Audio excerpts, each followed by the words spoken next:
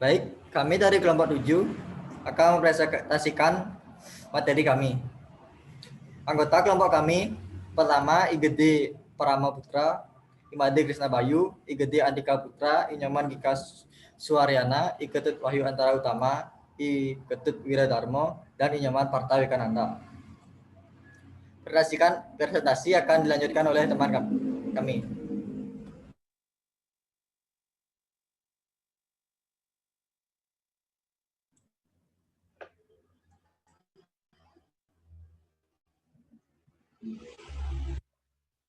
Baik, saya Nyoman Gika Suryana,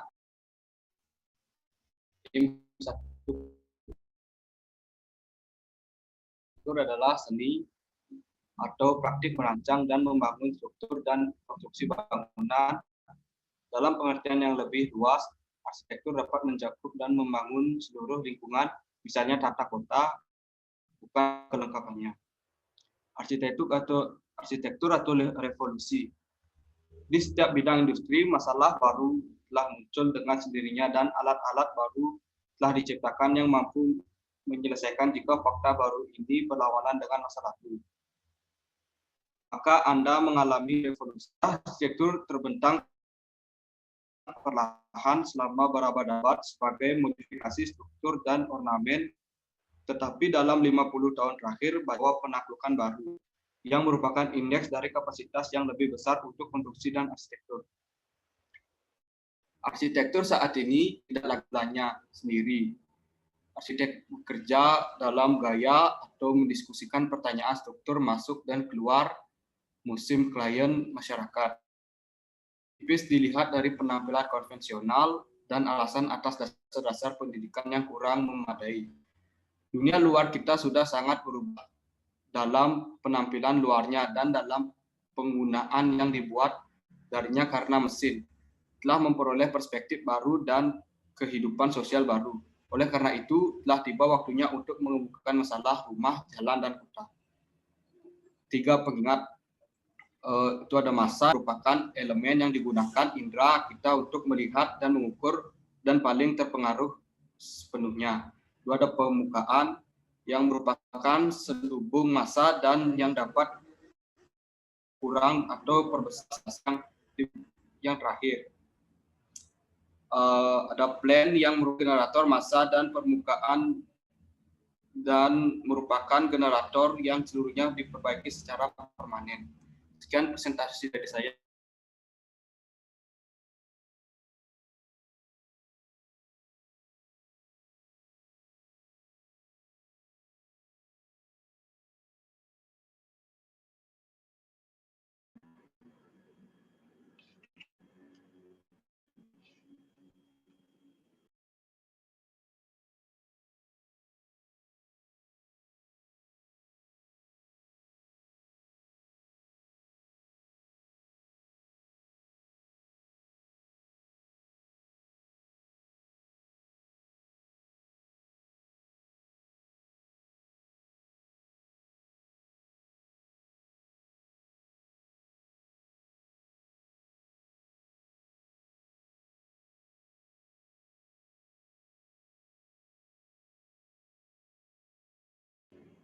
Baik, saya akan melanjutkan dari teman saya dan saya akan menjelaskan tentang metode perancangan arsitektur.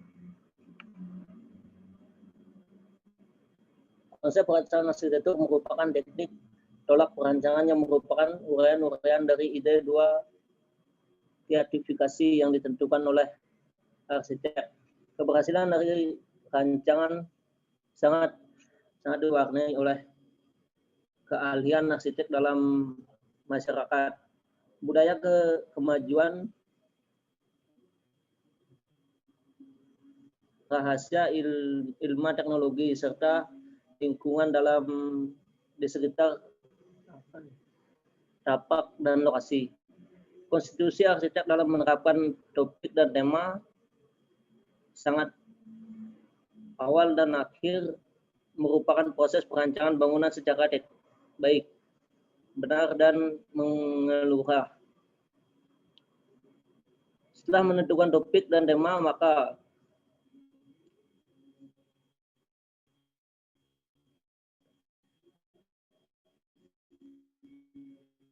Lantas lanjut tahap perancangan adalah menentukan strategi perancangan. Strateginya itu pendekatan kejiwaan atau visitologi, pendekatan teknologi, pendekatan ekonomi, dan pendekatan budaya. Analisis perancangan dalam perencanaan. Analisis menjadi tahap penting dalam proses perancangan setiap aspek fisik dan non-fisik.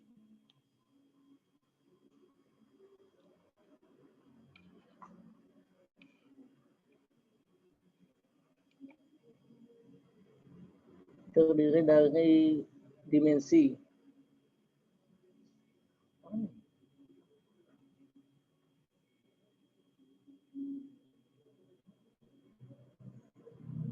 Terdiri dari dimensi dan bentuk, ukuran tapak, garis antar tanah, arah mata angin, dan garis matahari. Perancangan berdasarkan analisis pelaku.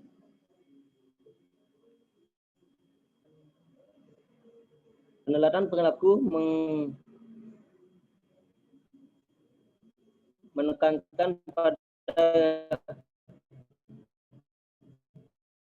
hubungan detektif keuangan dengan manusia dan masyarakat yang memanfaatkan atau menganalisa gedung tersebut. Konsep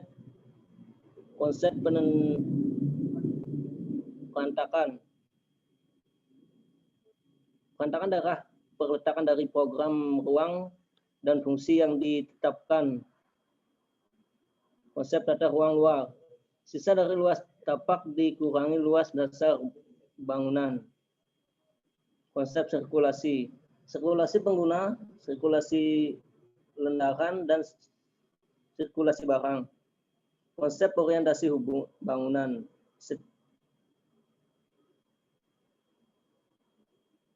Setiap arah bangunan menghadap terhadap tapak. Baik, akan dilanjutkan oleh teman saya.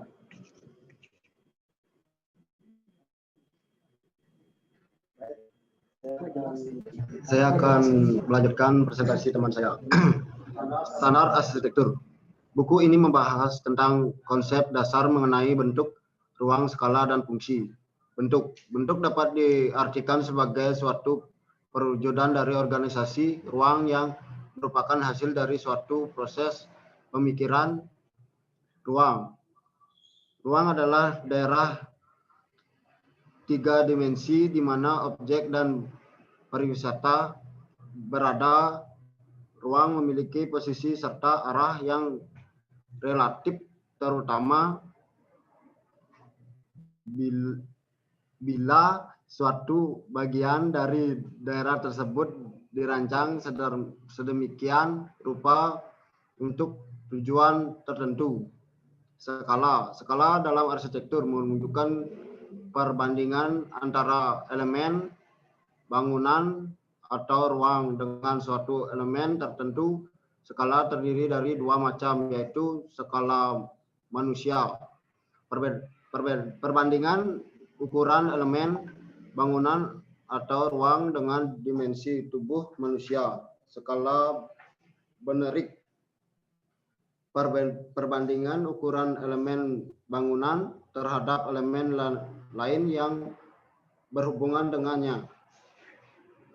Fungsi ruang dan fungsi bangunan. Fungsi dapat diartikan sebagai berjalannya suatu tema kegiatan yang mencerminkan atau sejarah dengan tema ruang. Informasi yang diperlukan dalam perancangan ruang dalam. Fungsi jamak. Ruang yang dapat digunakan oleh berbagai fungsi, baik secara paralel, serial, maupun bertahap. Ruangan disebut ruang multifungsi. Fungsi tunggal, ruang yang hanya dapat digunakan oleh satu fungsi saja. Ruangannya disebut ruang tunggal fungsi. Ruang merupakan unsur pembentuk rancangan yang mempengaruhi perancangan, meliputi tipe-tipe ruang, kaitannya dengan fungsi ruang, dimensi ruang, kaitannya dengan ukuran, luas, volume ruang, hubungan antara ruang, katanya dengar dua orang, dan organisasi ruang. Sekian presentasi saya, dilanjutkan oleh teman saya.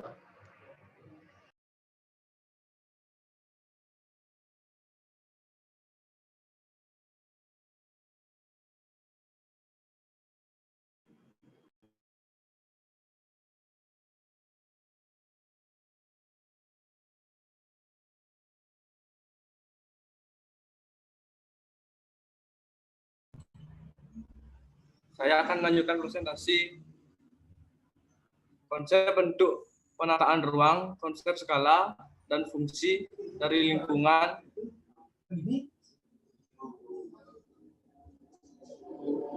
dari binaan yang akan dibuat akan menjadikan elemen penting dalam proses. Berikut adalah beberapa tipe bangunan dan bentuk struktur sirkulasi akibat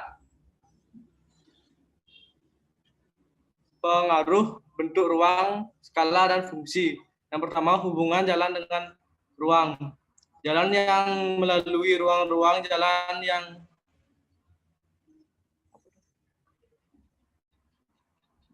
melewati ruang-ruang dihadapnya yang dapat menjadi sirkulasi pada ruang.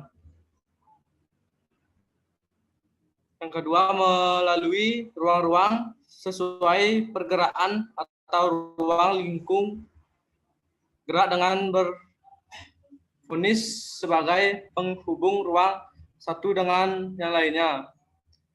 Yang ketiga, membius ruang atau udara dapat menembus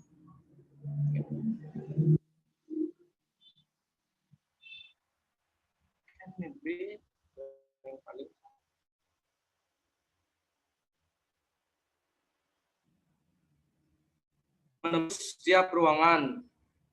Yang keempat, berakhir dalam sirkulasi dengan sistem udara memasuki ruang dan udara hanya berputar pada ruang tersebut. Yang kedua, bentuk ruang sirkulasi.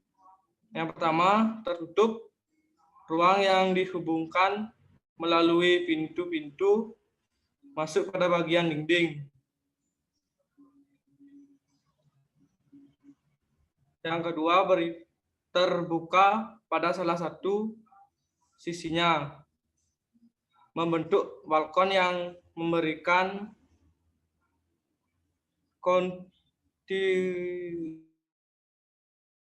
visual dan kontinuitas ruang dengan ruang-ruang yang dihubungkan. C, terbuka pada kedua sisinya, membentuk deretan kolom untuk jalan lintas yang menjadi sebuah perluasan fisik dari ruang yang ditembusnya. Yang ketiga, konfirmasi jalan linier, yaitu ruang yang berada dalam garis dan berlubang. Tadi radial memadukan unsur organisasi terpusat dan linier. Spiral membentuk jalan lurus yang bergerak mengelilingi pusat. Garis grid menghubungkan titik-titik terpadu dalam ruang. Yang E, jaringan memiliki suatu kombinasi daripada di atas. Sisanya akan dilanjutkan oleh teman saya.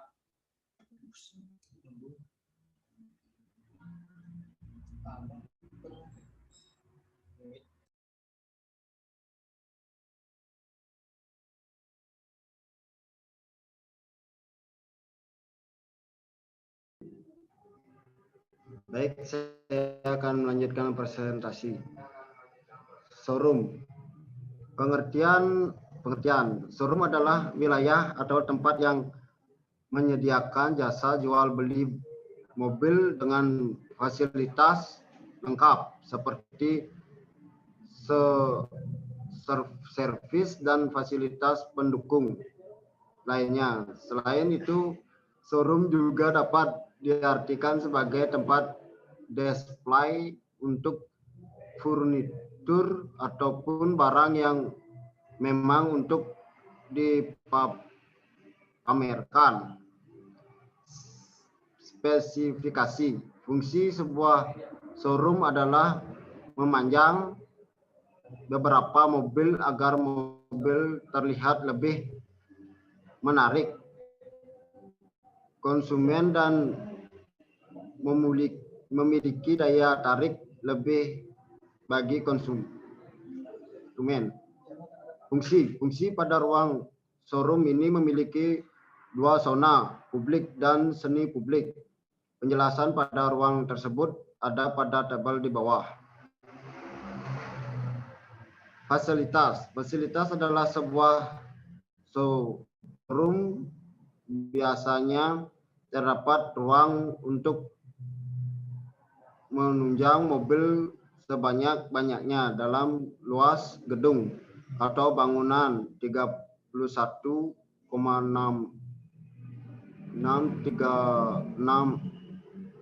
N2 dengan daya tampung mobil 500 kendaraan dalam jumlah kendaraan yang bermacam-macam jenisnya.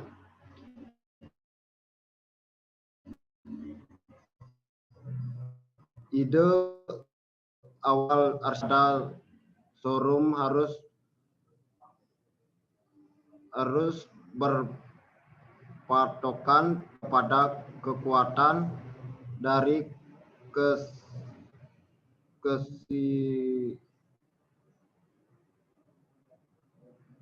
kesi atau di dalam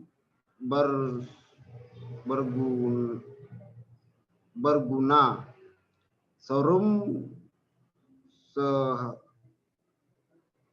sebelum menentukan konsep dari bangunan, showroom bangunan mengusulkan dengan bangunan showroom mobil dengan pendekatan arsitektur teknologi tinggi yang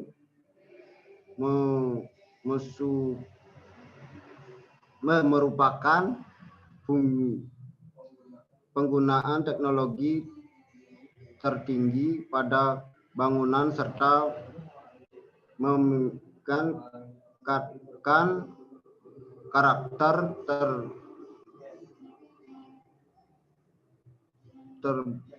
terlorisi pada bangunan. Sekian presentasi saya, kalau ada salah mohon dimaafkan.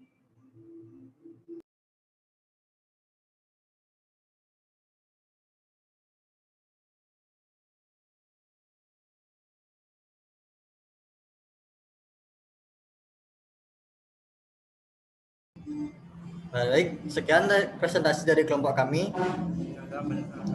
Jika ada salah-salah kata, kami minta maaf. Ya, sekian presentasi dari kami.